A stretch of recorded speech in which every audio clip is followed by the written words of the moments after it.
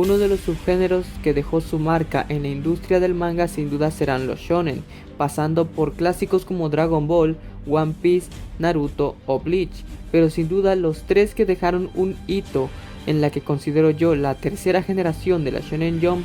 serían Black Clover, Demon Slayer y My Hero Academia, uniéndoseles recientemente Jujutsu Kaisen, que está a punto de terminar, y Chainsaw Man en su parte 2.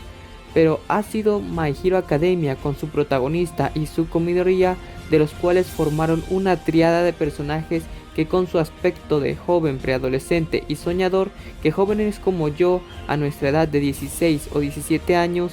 nos adentramos en este pequeño mundo del anime. Pero como todo inicio, tiene que haber un final. Pero parece ser que hay una maldición a la hora de hacer un final para estos shonens, ya que el final de Kimetsu no Yaiba a nadie le gustó, mucho menos el ver a los descendientes de Tanjiro y los demás personajes, ya que muchos pensaban que Tanjiro debía morir en la batalla final. Con Jujutsu Kaisen, quién sabe que tenga planeado Gege Akutami para terminar su manga. Y en Black Clover, debido al cambio de fecha y horario de publicación, podemos esperar que mínimo tengamos un final más decente, eso espero. Pero con lo que pasó en el final de Boku no Hero, aunque yo intenté aceptarlo por el mensaje que dejó, al final no podía tapar el sol con la mano. El final, si bien no lo considero un mal o un horrible final, no entró en mis expectativas, pues Izuku no se convirtió en el héroe que supuestamente él quería ser, y Horikoshi hizo ver a toda la clase 1A como unos malos amigos.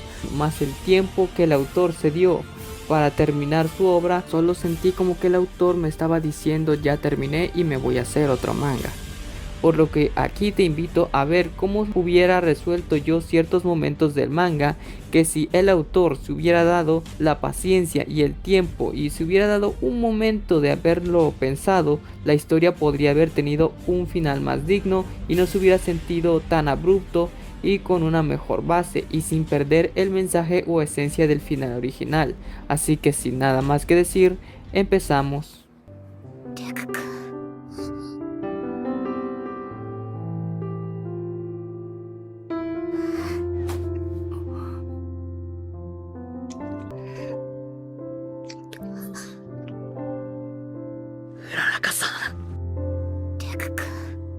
Iniciamos con el punto que tenemos que aceptar el por qué el final fue tan bastardeado, con los memes que si le pusieron los cuernos a Deku, que si Uraraka era una interesada, que si Deku invirtiéndole la infidelidad a Uraraka, cosa que un fandom tóxico y ardido se inventa para saber quién sabe qué. Pero como pudimos ver a inicios del manga, Horikoshi ya de inicio nos implementaba que Deku podría llegar a tener un interés amoroso con Uraraka, al ser literalmente Deku quien la salvaría de ser aplastada en las pruebas de ingreso a la UA, o cuando mostraban momentos donde Uraraka se sonrojaba cuando pensaba en qué haría Deku, o cuando tenía cruces con amigos o personas que intuían que podría estar enamorada de Deku.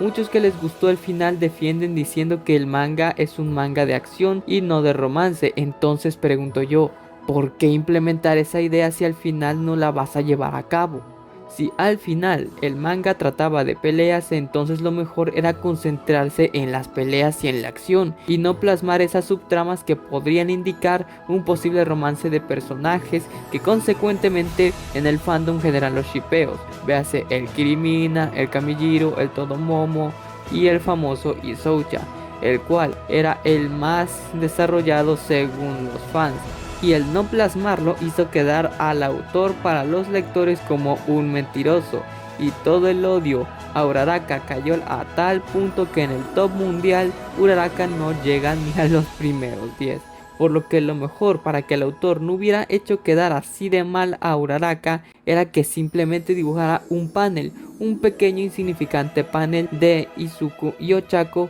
tomados de la mano, caminando juntos, ya sea viéndose, sonriéndoles o mirándose frente a frente, con un texto de Deku diciendo que sí, efectivamente ellos empezaron una relación al tercer año de la Academia de Héroes, a sus 19 años de edad, siendo una edad más adecuada para que ellos congeniaran y se pusieran de acuerdo en los horarios en los que ellos se verían, Uraraka como heroína profesional y Deku como maestro. Y sí, sé que hay un pequeño panel en una de las páginas del capítulo final con Deku y Uraraka caminando juntos en la nieve. Pero loco, eso no fue suficiente y no demostraba nada, y ahí empezó todo el desastre. Por lo que, como digo, yo hubiera dibujado un panel mediano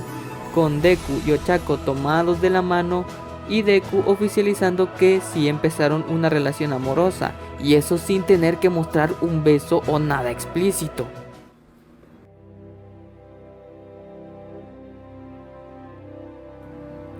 El siguiente punto es el que más tenía ganas de relatar, porque tengo que ser sincero, que le dieran una armadura a Deku no me gustó para nada, habiendo una alternativa más adecuada y que no se utilizara tanto tiempo y dinero para devolverle a Deku sus poderes.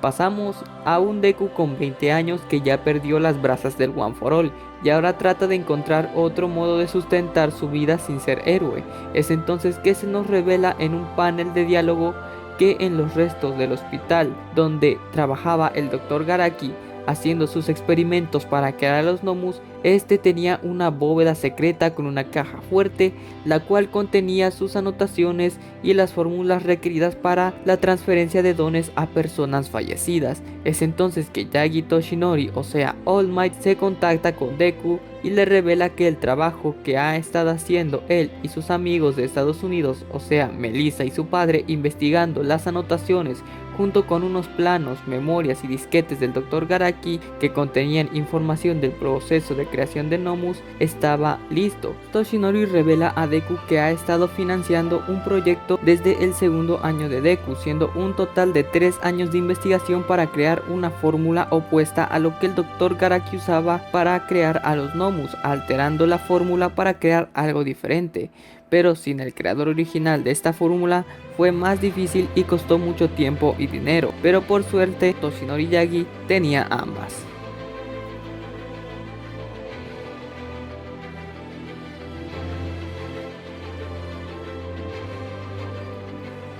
Deku finalmente relata que cuando llegó a su casa y se topó con la sorpresa de que lo esperaban Uraraka, Toshinori, Hatsune y Melissa, quien había venido desde Estados Unidos para ayudar a Deku con la situación de sus dones, lo llevan con ellos en un auto de Toshinori y finalmente llegan a un laboratorio en el cual tenían debajo un búnker de alta tecnología. Una vez descienden, ellos se dan cuenta de que Bakugou y toda la clase 1A, ya como héroes establecidos, acompañan a Deku en la resolución de este proyecto. Cada uno de ellos afirma que ya hay alguien cubriendo su turno de héroes, posiblemente los de la clase 1B. Es entonces que se nos revela que el proyecto Crisálida fue totalmente aprobado. El experimento consistía en que Deku entrara en una cápsula con una máscara de oxígeno mientras se le transfería la sangre de 6 individuos que fueron cuidadosamente seleccionados para transferir sus dones a Deku mediante una nueva y modificada fórmula a partir de la fórmula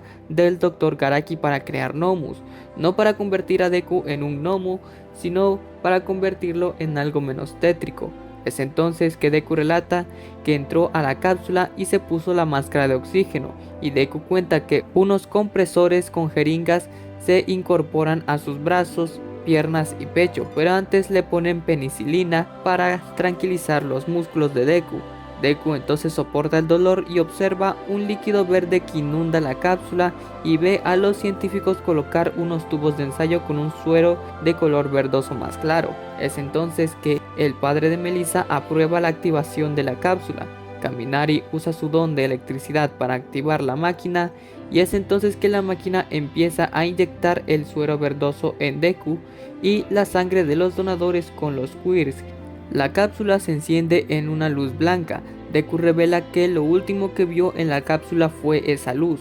los cuales eran las brasas del Ofa apagándose, pero sin antes que este se despida una última vez de los antiguos portadores, los cuales le permiten a Deku tener sus nuevos dones. Es entonces que finalmente la máquina alcanza el 100% de transferencia de dones hasta que finalmente la cápsula se abre dejando ver un vapor muy denso. Deku sale de la cápsula vivo y lleno de energía, siendo sujetado por Todoroki y Bakugou, mientras le preguntan si está bien, y es entonces que Deku dice que sí, pero siente algo más, y es entonces que unos rayos verdes se manifiestan en el cuerpo de Deku y este emana y logra moldear una especie de látigo. Deku también siente el movimiento de varios trabajadores y algunos insectos que están unos metros alejados de él, y es entonces que Deku cuenta que los dones que fueron seleccionados para reemplazar los dones del One for All fueron los siguientes: cuerda oscura en reemplazo del látigo negro, redirección de inercia en reemplazo de palanca de cambios, pantalla de vapor en reemplazo de cortina de humo, propulsión gravitacional en reemplazo de flotar, atracción cinética en reemplazo de falli, radar en reemplazo de sensor de peligro. Por lo que sí, nuevamente Deku confiesa que adquirió los poderes que alguna vez usó con el One for All, y me tomaré la molestia de explicar cómo haría yo para que esto tuviera justificación.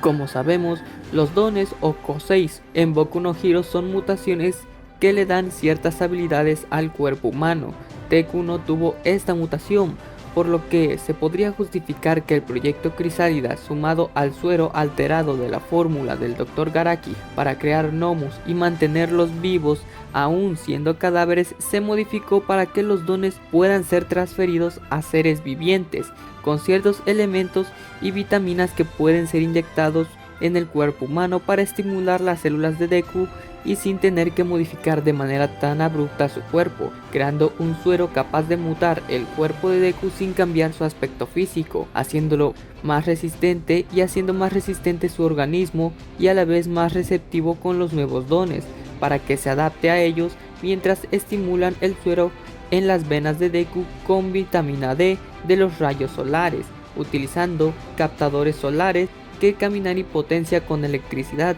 para proporcionar estos rayos al cuerpo de Deku y activar el suero, pues como sabemos la vitamina D fortalece la absorción de calcio y fósforo en el intestino. En este caso el suero modificado y potenciado por la vitamina D de la energía solar alteraría las células de Deku permitiéndole absorber los quirks de los donadores y adaptarlos a una forma más adecuada y parecida a los dones del One for All. Deku sufriría no una mutación sino una modificación genética que se activaría con el suero dentro de él para que las células imbuidas por el suero sean capaces de recibir los dones de forma biológica y segura, sin que los glóbulos blancos los detecten como una enfermedad o un virus.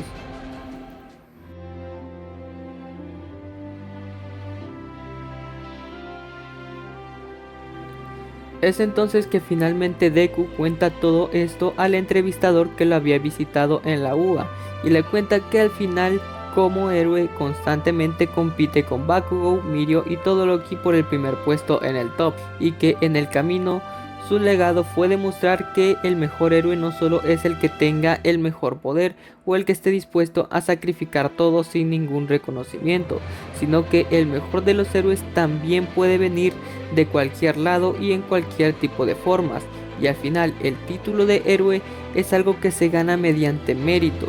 Todos los que estén dispuestos a ayudar a alguien de una u otra forma con poderes o sin ellos merecen ser llamados héroes verdaderos, por muy pequeño que sea su accionar. En el caso de Deku, que recuperó sus poderes, fue más una respuesta por tributo sincero de sus seres queridos al no querer dejarlo atrás, pues aún existía la memoria de todo lo que él hizo por los demás. Es entonces que Deku con sus 26 años sale de su trabajo de medio tiempo como maestro al avisarle de que hay un peligro grande, y tenemos unos últimos paneles finales de Deku y los ya crecidos héroes de la clase 1A reuniéndose, haciendo piruetas, saltando de edificio en edificio y juntándose en un salto final como en el panel original, terminando así la historia de Mi Academia de Héroes.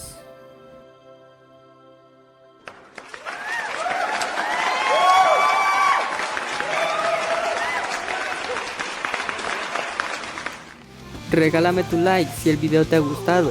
No olvides suscribirte y darle like a la campanita para que no te pierdas ninguno de mis nuevos videos. Así que sin nada más que decir, yo soy Master Arrow y me despido.